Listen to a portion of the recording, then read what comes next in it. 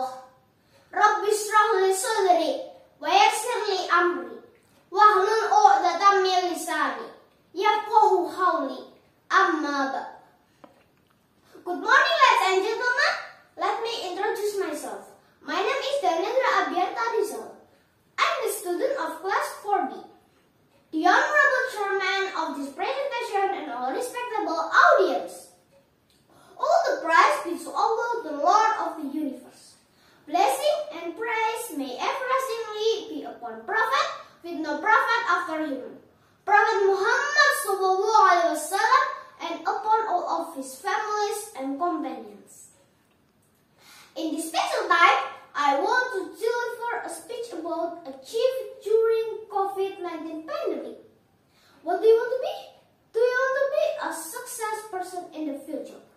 I believe that everybody has a dream, so that we must have the effort to make the dream come true.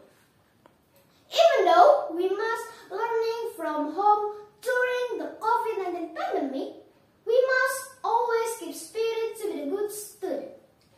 We must be disciplined to study and complete all tasks given by our teacher on time. If you don't understand about something, don't be shy to ask our teacher.